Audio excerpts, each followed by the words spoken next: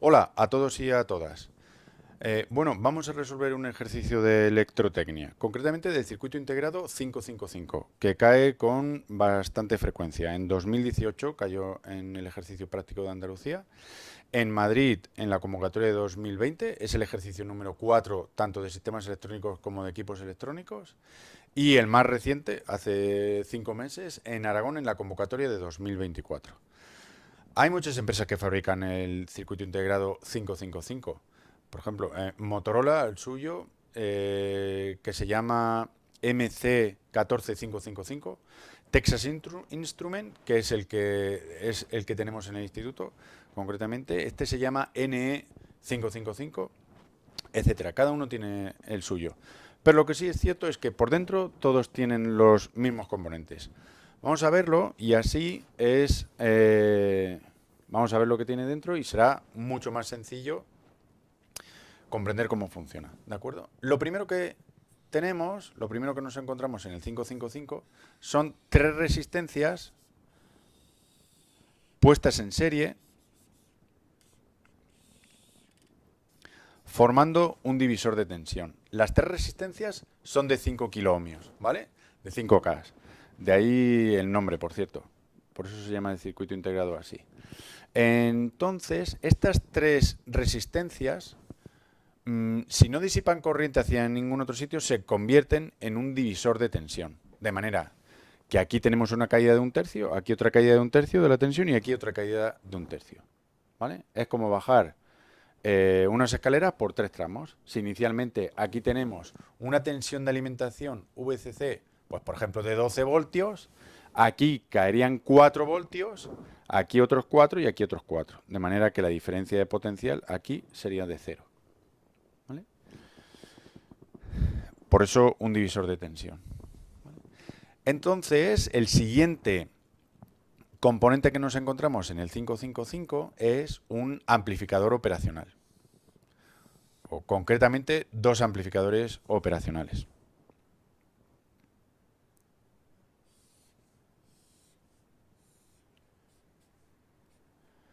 ¿Cómo funciona un amplificador operacional? Un amplificador operacional es un componente electrónico que tiene una muy alta impedancia y que no deja pasar corriente siempre que, bueno, pues que no se conecte la entrada con la salida, que no haya realimentación, etcétera. Es un componente con muy alta impedancia y que facilita, por tanto, que las resistencias puestas en series actúen como un divisor de tensión. Cuando no deja pasar corriente, el amplificador operacional se convierte en un comparador. Un comparador, por cierto, de muy alta precisión. ¿Cómo funciona? Hay una entrada no inversora y una entrada inversora, ¿de acuerdo? Y luego una salida. A este amplificador operacional lo vamos a llamar 1 y a este le vamos a llamar 2. ¿Vale? Bueno, pues nada, cuando, por supuesto, este amplificador operacional tiene aquí una entrada de voltaje y una salida que se puede conectar, lo podemos encontrar conectado a masa o bien a una alimentación, a una tensión negativa. ¿Vale? Vamos a considerar que está conectado a masa. Vale, pues cuando el voltaje de las entradas están ordenados, la salida que tenemos en el amplificador operacional es un nivel alto, es el del voltaje, VCC.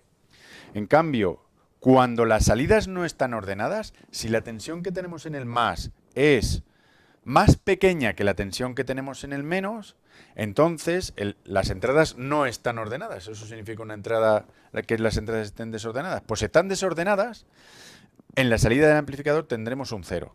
O al menos tendremos la salida conectada con la masa o con la tensión negativa que tengamos aquí debajo. Eso quiere decir que es un comparador, ¿vale? Y además decía que es un comparador muy preciso. Entonces, si por ejemplo aquí tenemos una tensión de entrada de 3 voltios y aquí tenemos 2, ¿vale? La entrada del más es más grande que la entrada del menos, pues aquí vamos a tener un nivel alto. ¿Por qué? Porque el amplificador está ordenado. El amplificador operacional está ordenado. Muy bien. En cambio, si en lugar de tener abajo 3 voltios tenemos 4 voltios, el amplificador está desordenado. Entiende que está desordenado. Porque el voltaje abajo, en el menos, es más grande que en el de arriba.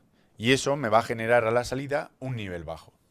¿Vale? Me va a conectar con la masa. La salida va a conectar, en vez de con el de arriba, con la masa. ¿Por qué decía antes que es un comparador muy preciso? Pues porque si en la entrada tenemos, arriba tenemos, pues por ejemplo, 2 voltios y abajo tenemos 1,9999 voltios, él se va a dar cuenta que evidentemente arriba tenemos una tensión mayor que abajo y por tanto me va a dar un nivel alto a la salida.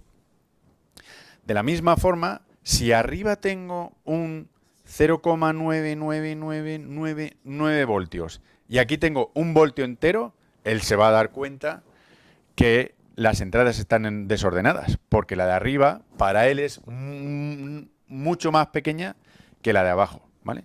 Y por tanto, aquí voy a tener un 0, porque va a estar, a la salida voy a tener el valor que tenga en la masa. ¿Vale? Pues como os digo, efectivamente, con esta configuración el amplificador operacional actúa como un comparador, por cierto, muy preciso. ¿Vale?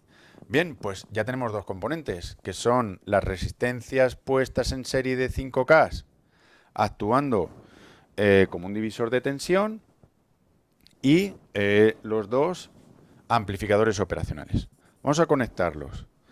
Las entradas, ¿vale? Las dos entradas interiores están conectadas con el divisor de tensión. ¿Vale? Y las dos salidas exteriores no están conectadas con el divisor de tensión, ¿vale? Aquí no hay contacto y es simplemente una patilla. Es una patilla. Esta es la 2, que es el trigger, y esta es la patilla número 6, que es el umbral. Por cierto, esta sí que tiene salida. Aparte de estar conectada con el divisor, esta salida sí que está conectada y es la patilla número 5. ¿Vale? Que se le llama también de control. ¿A dónde van las salidas del amplificador operacional? Las salidas del amplificador operacional van a un flip-flop, ¿vale? A un biestable RS, ¿vale? RS, la Q y la Q negada. Y aquí la señal de reset. ¿Cómo funcionaba este flip-flop? Un flip-flop o un biestable es un elemento que tiene memoria, que guarda el valor del estado anterior, y por eso se utilizan en un montón de dispositivos. Se utilizan para montar ALUs, para montar registros, para montar contadores, etcétera, ¿vale? Recordemos muy rápidamente cómo funciona un RS a través de la tabla de verdad. Si en un flip-flop RS tengo las entradas a 0, tengo un 0 en el reset y un 0 en el set, la salida que voy a tener en Q va a ser lo que tuviera en el estado anterior. Como es un elemento de memoria, guarda el estado anterior. Si no toco, si no activo ninguna de las dos entradas, en Q sigo teniendo la salida del estado anterior. Que esto es lo que en los libros, en el Floyd y todo esto, aparece con la serigrafía de Q su n-1, para complicar el asunto, pero que no es ni más ni menos que el valor del estado anterior. Por cierto, ¿qué tendría en Q negada? Pues siempre lo contrario de lo que tenga en la salida de Q. ¿Vale? En cambio, si tengo un 0 y un 1, ¿esto qué significa? El 0 al reset y un 1 en el set, pues tengo un 1 en la salida. ¿Vale? Al revés, si tengo un 1 en el reset y un 0 en el set, eso quiere decir que estoy activando el reset. Y activar el reset en un flip-flop o en un biestable significa poner la salida a 0. ¿Y qué tengo qué tengo a la salida si las entradas son 1 y 1? No puedo tener esos valores de entrada en un flip-flop RS porque no me generarían un estado estable, ¿vale? No es una entrada válida para el RS. Si quisiera tener esos valores de entrada, en lugar de un RS tendría que tener, pues, por ejemplo, un JK, que es con otro flujo de realimentación y 2 puertas AND o 2 puertas NAND, ya lo tendría, ¿vale? Pero en el RS que es el biestable que tiene por dentro el 555, las entradas 1 y 1 no son válidas, ¿vale? Por eso esta maravilla vale 90 céntimos solamente. Bueno, en cualquiera de estos casos, pues la salida de Q, Q negada sería lo que no tenga en Q. Lo contrario, si en Q tengo un 1, tengo en Q negada un 0, y si en la salida tengo un 0, pues en Q negada tendría un 1. ¿Vale? ¿Y qué más tengo o podemos encontrarnos por dentro en el 555? Pues un transistor. Un transistor que cuando hagamos ejercicios de transistores, pues lógicamente lo vamos a explicar con más detalle y menos resumido. Pero por simplificar aquí, que es lo que toca y lo que necesitamos entender para saber cómo funciona un 555, pues simplemente un transistor es una entrada, tiene una entrada que se le llama base, ¿vale? Y luego dos conexiones, una a la que se le llama colector y a otra a la que se le llama emisor. ¿Esto cómo funciona? Si activo la entrada, si activo la base, el transistor, estos dos extremos, se comportan como un interruptor cerrado. El transistor se comportaría como un cable y deja pasar la corriente que hay entre el colector y el emisor. En cambio, si aquí tengo un 0, esto actuaría como un transistor en corto, es decir, como un interruptor abierto, ¿vale? Y entonces no deja pasar la corriente. No es nada más que esto, ¿vale? Bien, pues entonces ya hemos recordado cómo funciona el RS, el flip-flop y un transistor. Por tanto, el transistor está conectado a la salida de Q negada. Lo voy a dibujar entonces al revés. Aquí tenemos el transistor, el colector.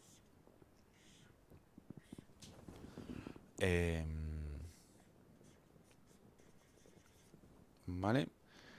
El emisor está conectado a la masa y este está conectado, el colector, está conectado a la patilla 7 del circuito integrado, del 555. Esto es Vout, la salida, que es la salida número 3, es la patilla número 3. ¿Vale? La salida, el 3, esto es el reset, que es la patilla número 4, ¿vale? Que en la configuración como estable lo conectamos a la alimentación, y esta es la patilla número 8. La masa es la patilla número 1 del 555. Por tanto, yo creo que ya las tenemos todas. 1, 2, 3, 4, 5, 6, 7 y 8. Repito, la masa, el trigger o disparador,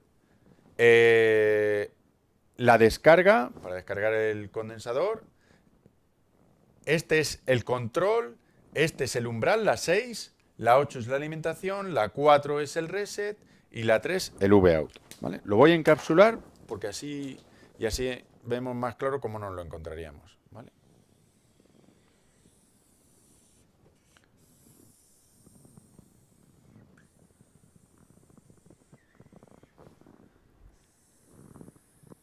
Vale, ahí tenemos las patillas.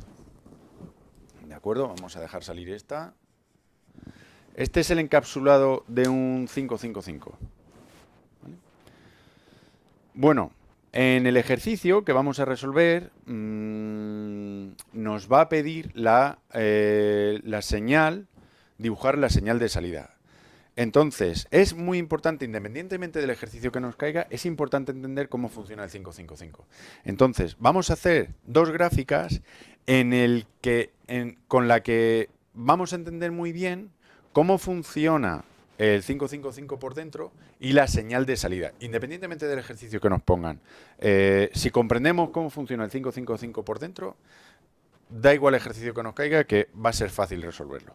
Entonces, para ayudarme aquí, voy a hacer una gráfica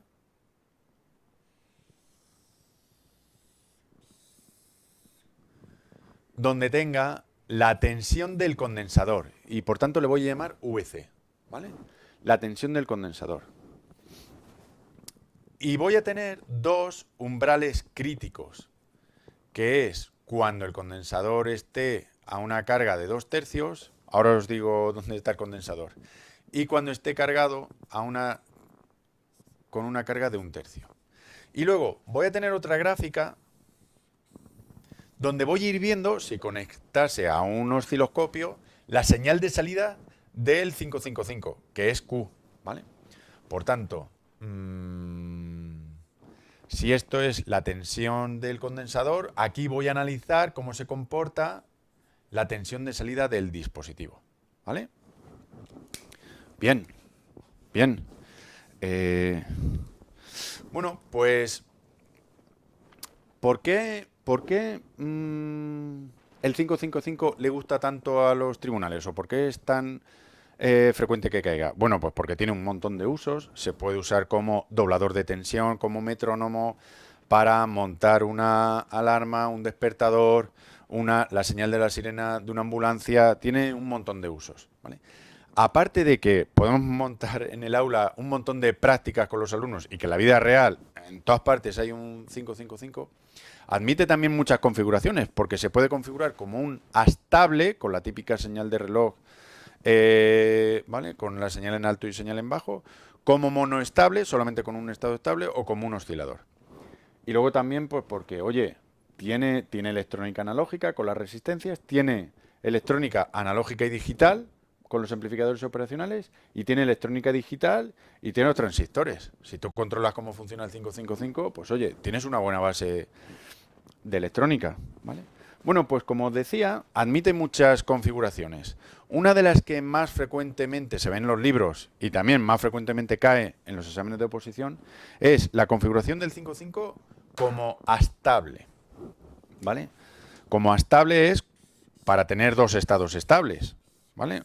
Estado alto, estado bajo, estado alto, estado bajo, ¿vale? Independientemente cómo tenga el periodo, que puede ser ciclos de trabajo proporcionados, como arriba, ¿vale? Bueno, este un poquito más grande, etcétera. Este sería así, ¿vale? Este con un ciclo de trabajo más grande que el de arriba, ¿vale? A ver si doy en la tecla. ¿De acuerdo? Independientemente de que el ciclo de trabajo sea más grande como aquí o sea más pequeño como aquí, esto es lo que tendríamos en la configuración del 555 a la salida si lo montamos como una estable. Si tenemos dos estados estables. Para tener dos estados estables, ¿cómo es la configuración de un 555? Bueno, pues es muy sencilla. Simplemente lo único que hay que hacer es conectarlo con dos resistencias en serie. A una la llamaremos R1 y a la otra R2, y luego un condensador, ¿vale? Esto va a ser R1 y esto va a ser R2.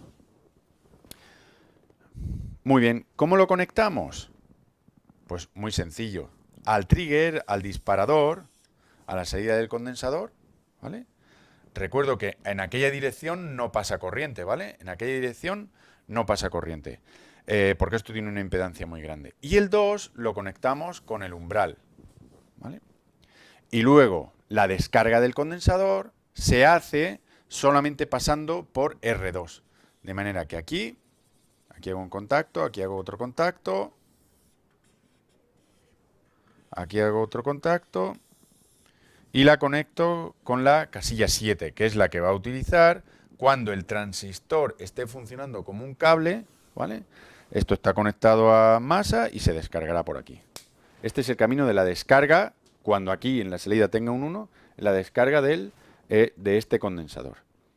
Esta es, no me falta nada, no, esta es la configuración del 555 como astable, con dos estados estables, conectando la patilla 6 con la patilla 2 y dos resistencias en serie y un condensador.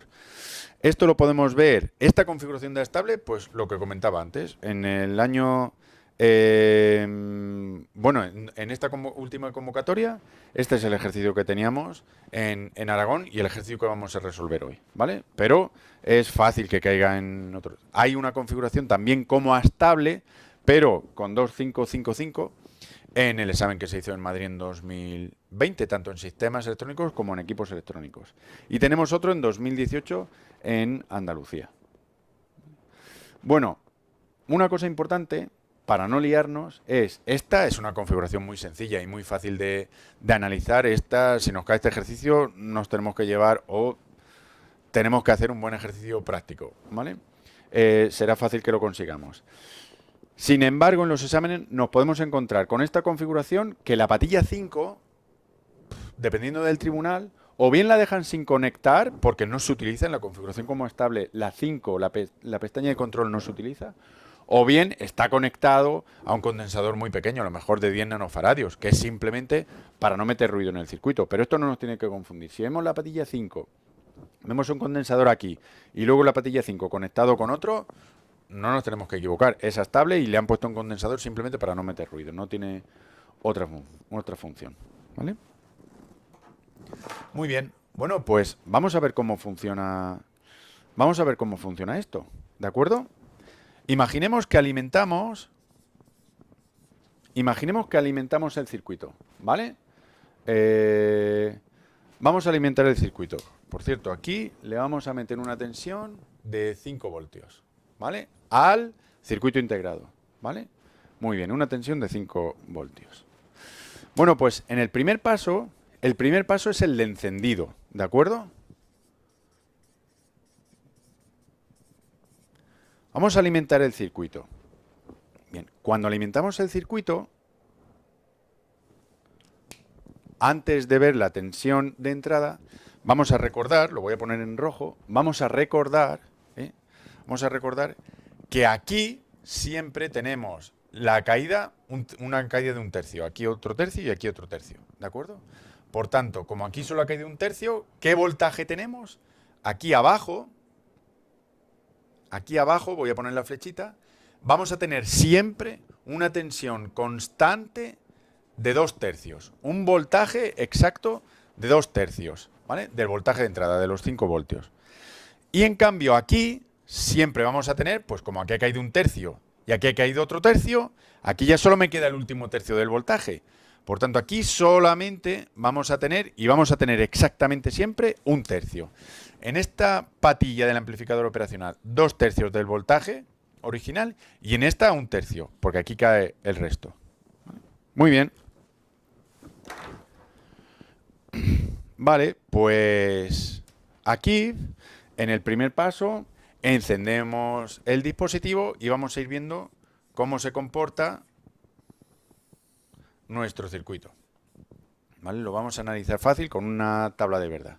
Entonces, en el primer paso, en el del encendido, cuando vamos a encender, en el momento del encendido, el condensador todavía no se ha cargado. Por tanto, ¿qué señal manda aquí? ¿Qué señal manda aquí? Pues aquí tenemos un voltaje muy pequeño. Como todavía no se ha cargado el condensador, está vacío, no hay aquí electrones, no ha acumulado chicha. Aquí tenemos 0 voltios. ¿Vale? Ha entrado por aquí, por el 6 ha entrado 0 voltios. Y aquí, pues aquí también tenemos 0 voltios. Entonces, ¿cómo va a actuar el comparador? ¿Cómo va a actuar el amplificador operacional? El amplificador operacional dice, mira, aquí tengo 0 voltios y aquí tengo 2/3. Buah, pues tengo más tensión en el menos que en el más. Si la tensión es mayor abajo que arriba, quiere decir que el ampli está desordenado, ¿verdad? Como está desordenado, aquí tenemos la salida conectada a masa. ¿Qué tendremos en el reset? Un 0. Vamos a ver abajo qué pasa. Abajo tenemos, en la patilla de arriba, en el amplificador operacional 2, en el más tenemos 1/3. 1/3 del voltaje de los 5, ¿vale? Y aquí tenemos 0 voltios. Pues si aquí tenemos 1/3, por pequeño que sea, si aquí tenemos un 0, este amplificador sí que está ordenado, por tanto la salida será un 1. ¿Vale? Tenemos un 0 y un 1. Un 0 en el reset, un 1 en el set. Un 0 en el reset y un 1 en el set, ¿qué salida me genera en Vout? En el 555. Un 0 en el reset y un 1, esto es un 1 a la salida. Por tanto, en el momento del encendido, en el momento de encenderlo, tengo aquí 5 voltios, que es un nivel alto. Vamos a poner que aquí sean los 5 voltios, ¿vale? 5 voltios en el momento del encendido. Perfecto. Como aquí tengo un 1, ¿vale? Como aquí tengo un 1, aquí tengo un 0. Como aquí tengo un 0, esto es como interrumpir el transistor y no pasa corriente. No pasa corriente, por tanto, no activo el flujo de descarga del condensador. Se está cargando. Muy bien, porque aquí tengo un 0. Perfecto. Paso 2. Bien. Aquí he salido de un 0, aquí he salido de un 0, y esto se está cargando. A partir de que he encendido el circuito, lo he alimentado, pongamos, pues yo qué sé, pues por ejemplo 12 voltios, da igual. He alimentado el circuito, perfecto, pasa por R1, pasa por R2, muy bien, y se está cargando el condensador. Aquí está acumulando electrones, está acumulando mazapanes, como nosotros al principio de la Navidad. Perfecto, pues esto se está cargando. Y esto se está cargando, ¿vale? Hasta que atraviesa un punto crítico. ¿Qué punto crítico? El 1/3, ¿vale? Esto seguiría, a priori seguiría haciendo la típica curva de carga y descarga de un condensador. En este caso, la carga del condensador. Vamos a ver qué pasa cuando cruza el primer punto crítico, que es en el momento en que supera, por muy poco, pero en el instante en que supera 1/3 del voltaje original, ¿vale? Es decir, se está cargando el condensador, cargando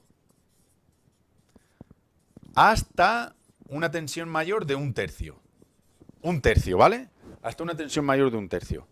Cuando cruza 1/3, voy a borrar los valores que teníamos aquí antes. Borro aquí, borro aquí, borro aquí y borro aquí.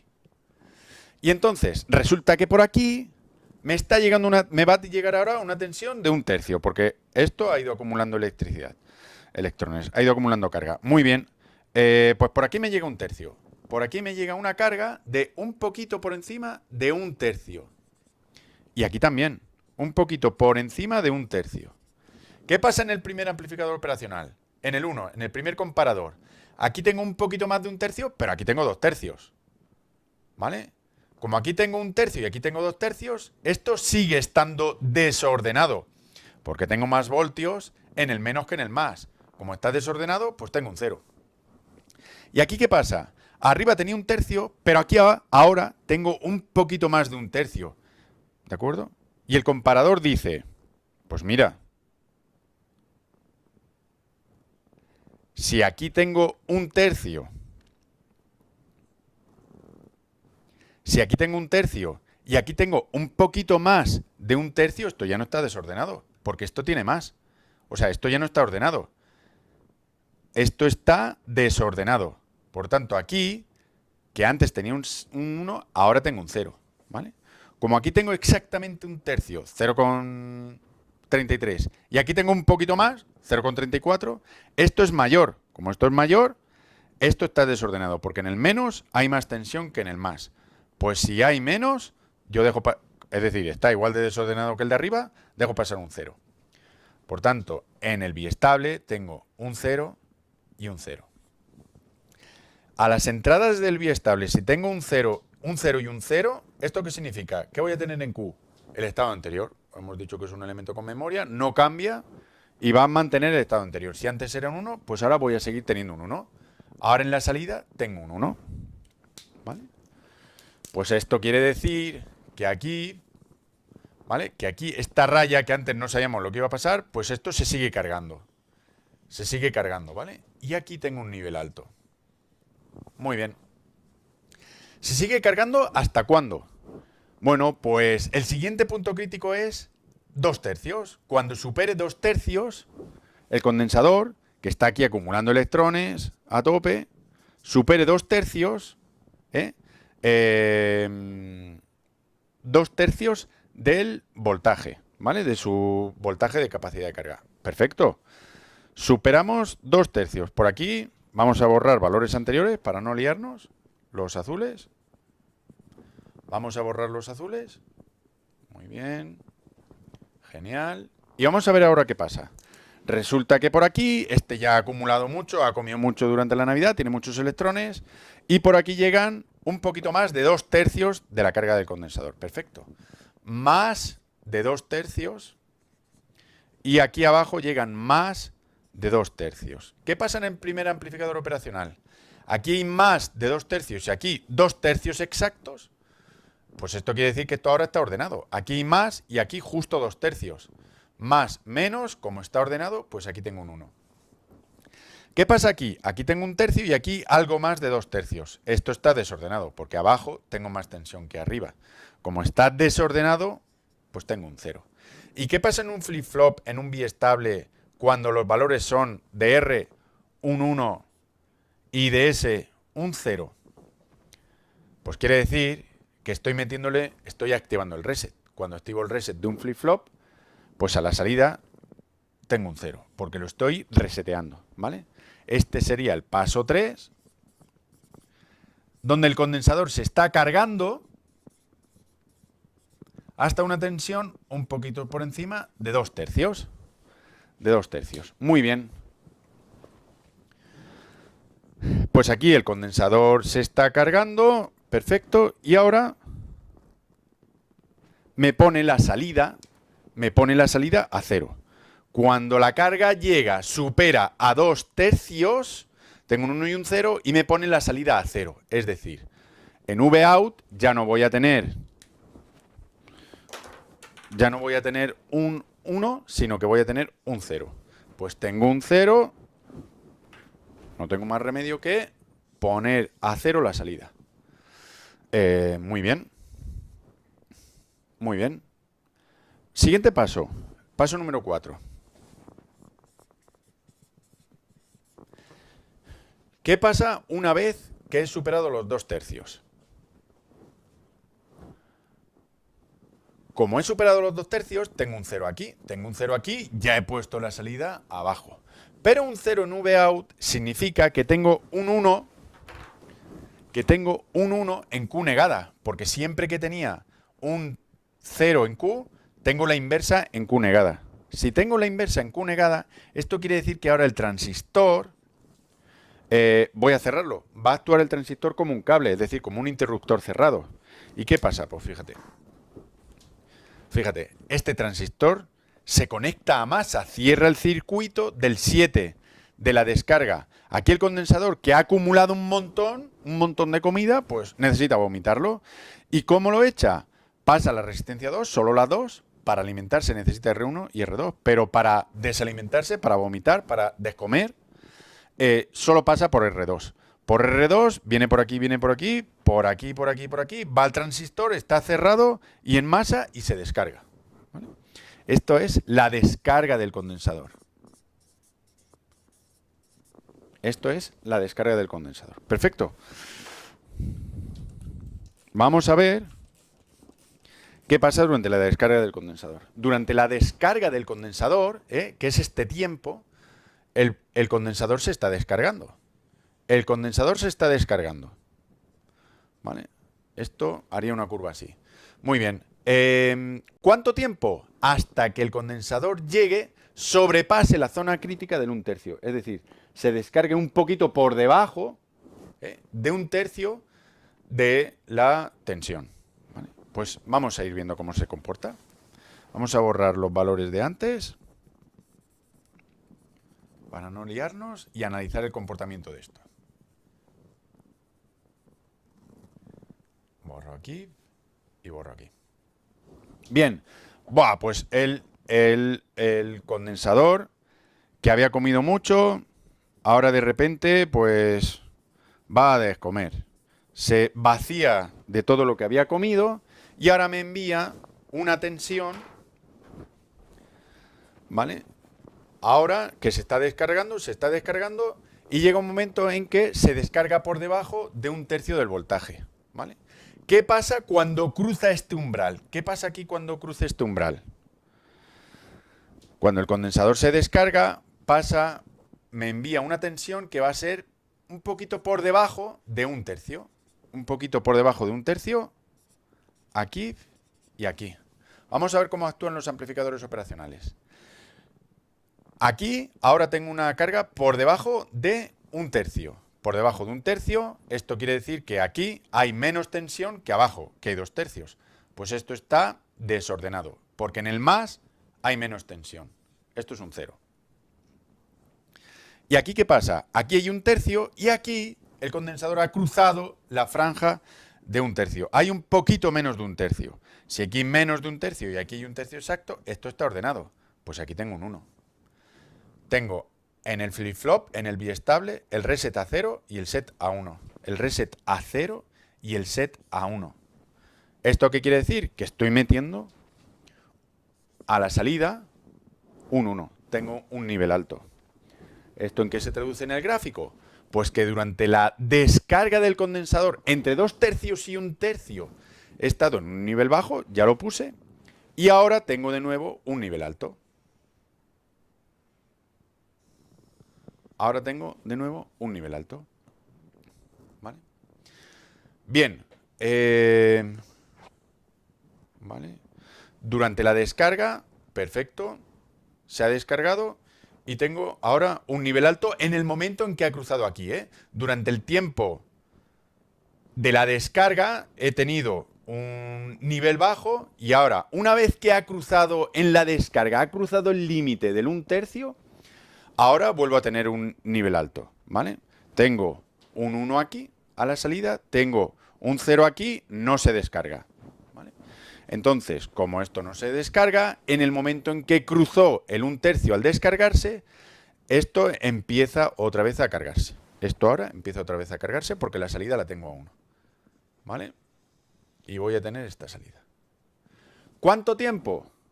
Voy a tener un valor alto, el tiempo exactamente el mismo que tuve entre la carga del 1 tercio y la carga del 2 tercios. Porque ya sé, como hemos visto aquí, que en cuanto vuelva a cruzar el umbral por encima de 2 tercios, va a meterle un reset y por tanto la salida se va a poner a 0. ¿Vale? ¿Cuánto tiempo lo voy a tener? El tiempo en el que se esté cargando del paso de 1 tercio a 2 tercios. ¿Vale? Que es este tiempo, de aquí a aquí. Cuando cruce los 2 tercios, voy a tener otra vez lo mismo. Va a empezar a descargarse. ¿Vale? ¿Y qué dibujo voy a tener? Pues este, la descarga del condensador. ¿Vale? Se repite el paso 2. Y así sucesivamente. ¿Vale? Cuando cruce el umbral de 1 tercio, se descargue por aquí. ¿Vale? Una vez que cruce el de arriba, una vez que cruce el umbral de 2 tercios, va a empezar a descargarse. Y lo voy a tener a 0. Esto se va a descargar y voy a tener la señal a 0. ¿Durante cuánto tiempo? El tiempo que tarda en descargarse. Que es, por cierto, R2. Este tiempo es R2, este tiempo es R2. ¿Y cuánto dura la carga? R1, la carga es R1 más R2. R1 más R2. Esto es R1 más R2. La carga R1 más R2, la descarga es solamente R2, ¿de acuerdo? ¿Cuánto tiempo, por tanto, voy a estar aquí abajo? R2, ¿vale? La descarga del condensador. En cuanto cruce el umbral de 1 tercio, pues de repente pues voy a tener otra vez un 0 y un 1. Un 0 y un 1, tiempo arriba y así repito otra vez sucesivamente el paso 2, ¿vale? Si tuviéramos el 24 de enero, preguntaría, ¿hay alguna duda? Y si no, como no la hay, pues, bueno, me podéis preguntar o el 24 de enero, repasar esto, o, vamos, mandar correo a la academia, que no hay ningún problema. Y si no, stop y para atrás en el vídeo, ¿vale? Lo repasaremos esto en clase. Muy bien. Pues ya tengo allí la señal de reloj. Pues magnífico, porque es que pues ya tengo aquí una señal de reloj, que esto es, en electrónica, el santo grial, ¿vale? Para hacer, por lo que os decía antes, para hacer un metrónomo, para hacer un doblador de tensión, para hacer una alarma, para hacer una sirena, para... Es que esta señal tan precisa, pues es el santo grial en electrónica, ¿vale? Muy bien, pues así funciona la carga y descarga del condensador. Como estamos viendo, la descarga, el ciclo de trabajo, el tiempo que está abajo o el tiempo que está arriba, lo va a determinar la relación que hay entre R1 y R2. Como la descarga se hace en R2, cuanto más pequeña sea la resistencia que hay en 2, cuanto más pequeña, más tiempo tendré un nivel alto, más ciclo de trabajo. Y cuanto más grande sea R2 en proporción a R1, menos ciclo de trabajo. ¿Por qué? Porque la descarga del condensador durará más tiempo. ¿Vale? Bueno, pues en el ejercicio que estáis viendo en pantalla, en el ejercicio de Aragón, me pedía, ejercicio número 1, calcula el tiempo que está aquí abajo. Ejercicio número 2, calcula el tiempo que está aquí arriba. Y calcula su frecuencia. ¿Eso cómo se hace? Bien, pues en función de unas fórmulas que son muy sencillas, pero que hay que tener cuidado con ellas y al operar, ¿de acuerdo? ¿Cuánto tiempo está la señal del reloj abajo? Pues eso es fruto de multiplicar tres números muy sencillos. Una constante que es 0,693, ¿vale? 0,693, el tiempo que está abajo, depende de la descarga del condensador, ¿vale? Pues entonces solo depende de R2. Solo depende de la constante por R2 y por el propio condensador. Muy bien. ¿Cuánto tiempo está arriba? Eso significa que cuánto tiempo se está cargando. ¿Cuánto tiempo se está cargando? La carga es la tensión de alimentación, tiene que pasar por R1 y por R2. Por tanto, es la misma constante, 0,693 por la suma de R1 más R2, ¿vale?, por el condensador. Y si me preguntan en lugar del tiempo alto o el tiempo bajo, es lo mismo, porque es el periodo. Esto ya sí que es un ciclo, ¿vale? El periodo es el tiempo que está arriba más el tiempo que está abajo, ¿de acuerdo? Bueno, pues el periodo, que es la suma de T bajo más T alto, el periodo es la constante 0,693 por R1, que solamente aparece una vez, más, como R2 aparece dos veces, 2R2 por el condensador. ¿Vale? Y en el ejercicio que cayó hace 5 meses, me piden también, calcula la frecuencia. Bueno, pues la frecuencia es la inversa del periodo. Como ya lo tengo escrito aquí arriba, pues sé que esto es 1 partido 0,693 por R1 más 2R2, ¿vale?, por el condensador. Que, por cierto, en algunos libros lo podéis encontrar habiéndole hecho ya previamente la inversa a la constante, al 0,693. Entonces, esta fórmula es exactamente la misma si la veis expresada así. 1,44 entre R1 más 2R2 por la constante, que no es ni más ni menos que haber hecho previamente la inversa del 0,693.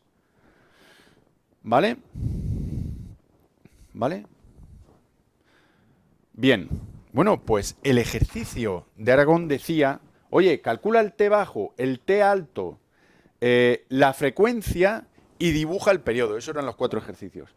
Calcula el T bajo, el T alto, la frecuencia del circuito y dibuja la señal que tendríamos en la tensión de salida, sin olvidar voltios, voltaje, tensión y tiempo, ¿vale?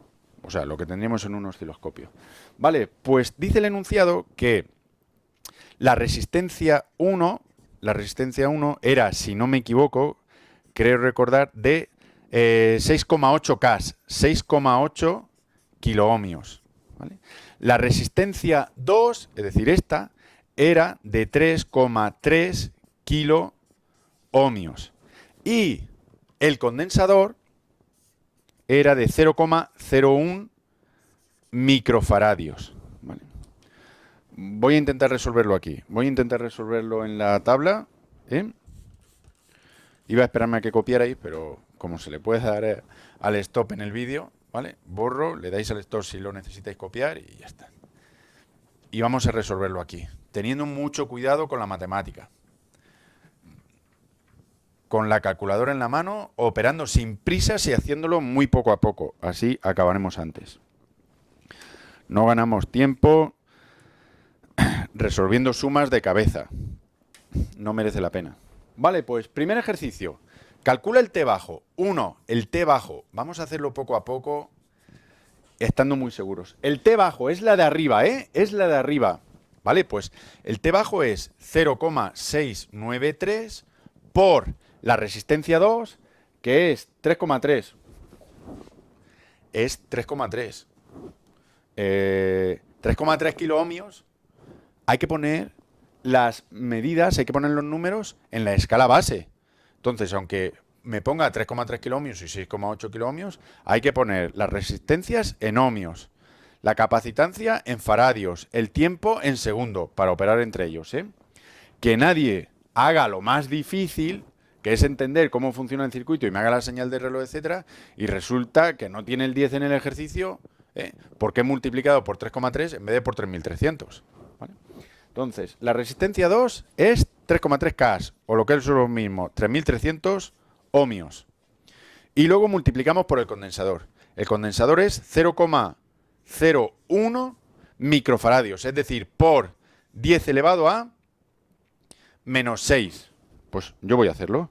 Y de hecho voy a empezar por aquí, porque será donde más fácilmente me equivoqué. Entonces, le voy a decir que 0,01 me lo divides entre 1000 para pasar a milifaradios y entre 1.000.000 para pasar a microfaradios. O sea, a faradios. ¿Vale? O sea, divido por 3. Como tengo microfaradios, 0,01, divido por 3 para pasar a milifaradios y otra vez por 3 para tener ya la medida base, que son faradios.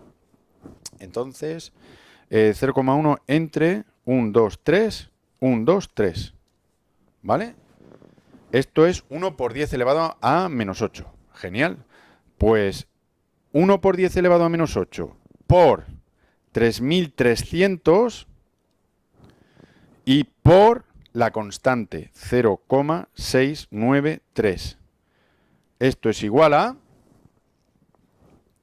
2,2869 por 10 elevado a menos 5, 10 elevado a menos 5 segundos. ¿Vale? Lo voy a poner en notación entero, ¿vale? Entonces, con todas, o sea, sin base 10, sin potencias negativas. Y esto es 0,000022869. Muy bien, yo así ahora lo tengo más claro, porque si corro la coma a 3 lugares, 1, 2, 3, me sigue dando 0,022, que serían 0,022 segundos. Como son muchos decimales, pues lo vuelvo a pasar de milisegundos a microsegundos. Y microsegundos se corre la coma 6 lugares, 1, 2, 3, 4, 5 y 6. Esto es igual a, lo voy a poner en verde, 22,8, 22,9, 22,9 microsegundos. ¿Vale? Microsegundos. Genial. Muy bien. Pues ya tengo el primer ejercicio, el tiempo bajo. Segundo ejercicio, ¿vale? El T alto. T alto, por favor, no bailar las fórmulas porque es fácil que nos equivoquemos. El T alto es la constante, el T alto, que es el tiempo que se está cargando el condensador, R1 y R2, ¿vale? La constante, las dos resistencias y el condensador, pues 0,693 por la primera resistencia, que es 6800, más la segunda resistencia, que es 3300. ¿Vale? Y esto lo multiplico por lo mismo, por el condensador, 0,01 por 10 elevado a menos 6. ¿Vale? Voy a hacer la cuenta de las resistencias aquí abajo. Lo podría hacer de cabeza, pero me equivocaré. ¿Vale? 6.800 y 3.300, no me equivocaré al sumar de cabeza, pero luego al multiplicar con la constante y con la carga del condensador, sí. Entonces, 0, 0, no perdemos tiempo con esto, es una inversión. 8, 11, 6 y 3, 9 y 1, 10. Perfecto. Pues ahora sí. Ahora le digo que 0,01 microfaradios entre 3 ceros, que son a milifaradios, y otros 3, que es para tener los faradios, es 1 por 10 elevado a menos 8. 1 por 10 elevado a menos 8 por la suma de las dos resistencias, que es 10.100. 10.100 ohmios ¿vale? Y multiplicado por la constante, por 0,693. 0,693. Esto es igual a...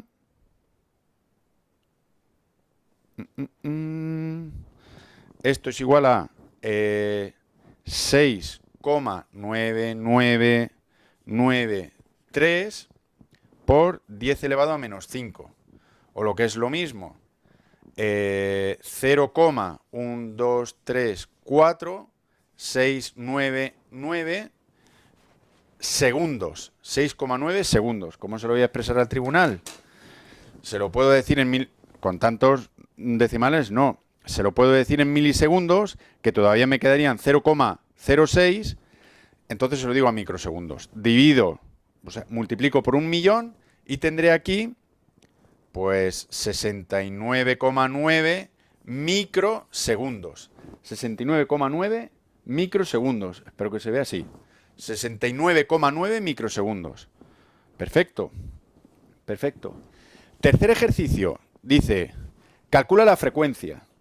Pues yo voy a hacer un ejercicio que no sale en el examen, que es, voy a calcular el periodo total. Voy a calcular el periodo total. Yo esto en el examen sí que lo haría, pero lo haría en el ejercicio aparte, ¿vale? De folios en sucio, para asegurarme de que voy bien.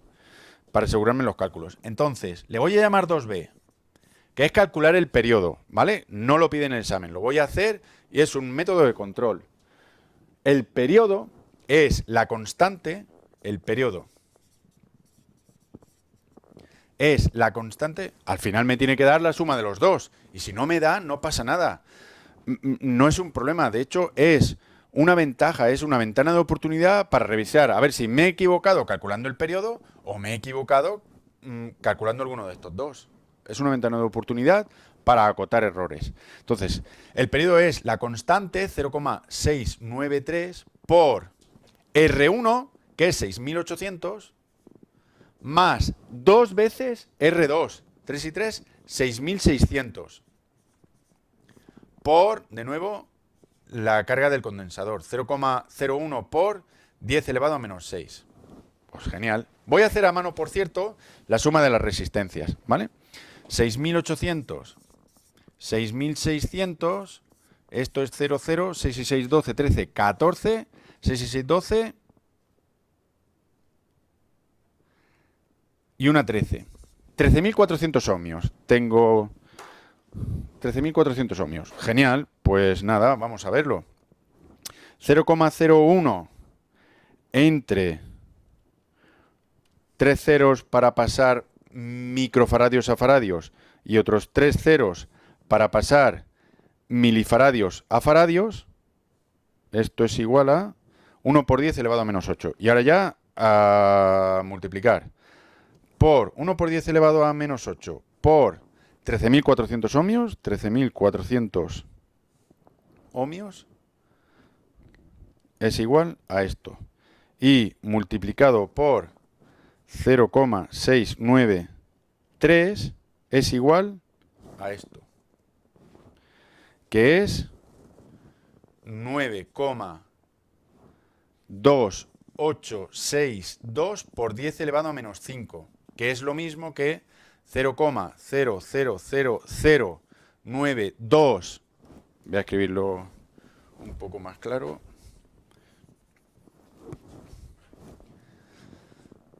0,000092862, que es igual a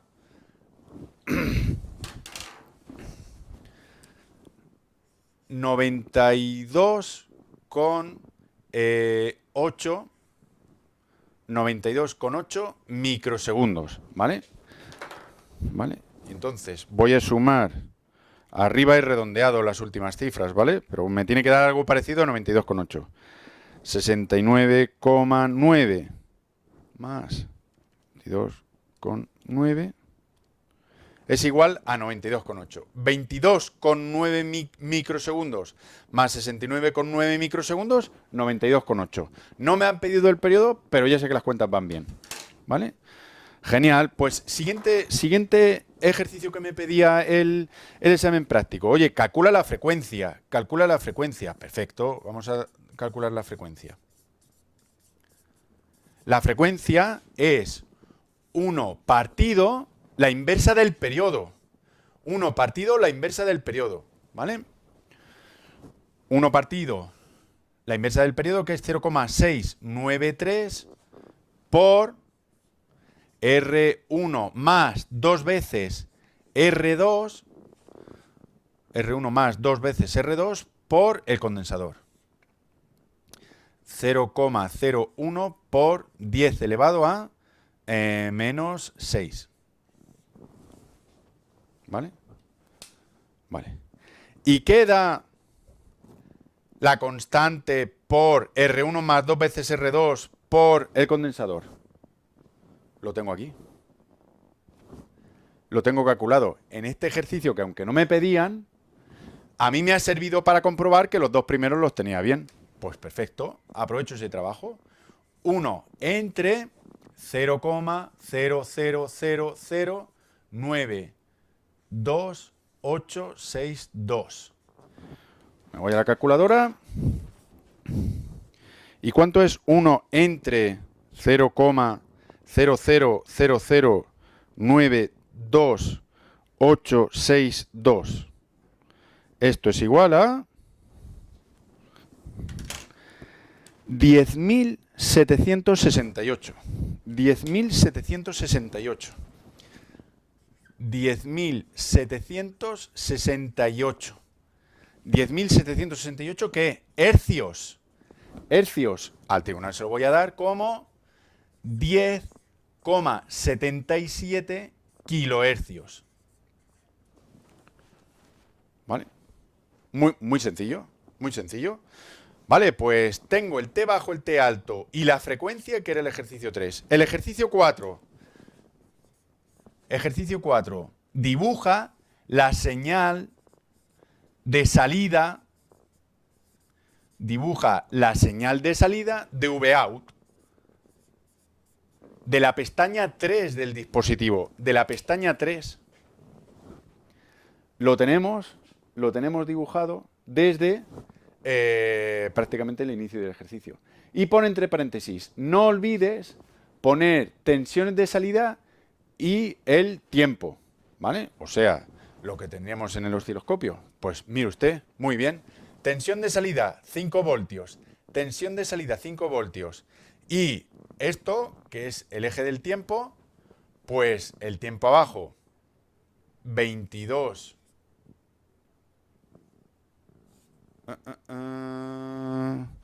Puedo poner el tiempo abajo 22,9 microsegundos y arriba 69,9 microsegundos, o simplemente aquí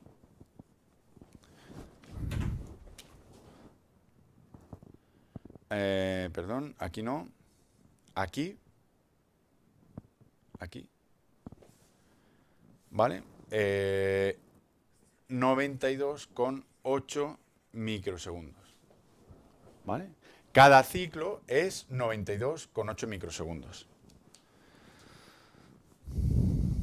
Pues esto es un ejercicio que se hace una vez comprendido, se entiende bastante fácil, y bueno, que lo repetiremos todas las veces que sea necesario. Haremos más ejercicios y haremos más configuraciones.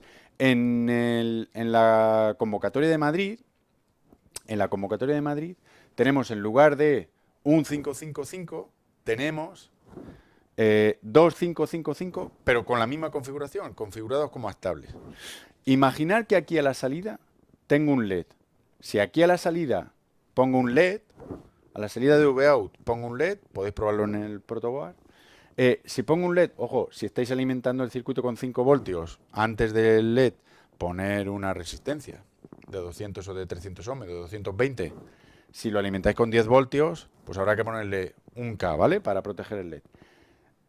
Pues tendremos un LED en el que está el tiempo de encendido, es el tiempo que está aquí arriba y se apaga aquí. Se enciende aquí y se apaga aquí. Es decir, tendremos un parpadeo rápido en el que está más tiempo encendido que apagado, ¿vale?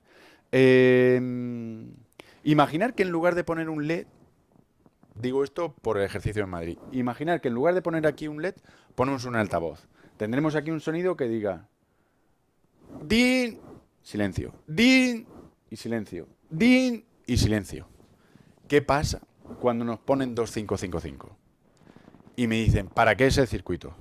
Chico, esto que con un LED lo vemos rápido, encendido y apagado, encendido y apagado, encendido y apagado, si me ponen 2555 conectados en serie, con la configuración de astable, que es como lo vemos en Madrid, con 2 resistencias y un condensador, pues no es ni más ni menos que esto, que se repite 2 veces. Puedo conectarle 2 bombillas y ver cómo es el parpadeo, o si le conecto la salida de un altavoz, ¿qué voy a tener? Aquí tengo sonido en alto, deep, silencio, deep, silencio, deep, silencio. Y en el otro, que es igual, ¿qué voy a tener? En los silencios del uno, oigo el otro, la señal alta del otro. Din, don, ni, no, ni, no. Me preguntan en el último ejercicio de Madrid, ¿qué función para qué se utiliza? Es una sirena. ¿Vale? Lo veremos cuando resolvamos este ejercicio, ¿vale? Pues nada, os animo a que llaméis, a la academia y el 24 de enero empezamos a hacer ejercicios todos los viernes hasta que llegue la convocatoria, que seguro que nos va a ir bien, ¿vale? Mucho ánimo, llamar a EPO para lo que necesitéis, preguntar dudas, lo que necesitéis y nos vemos a partir del 24, ¿vale? Muchas gracias.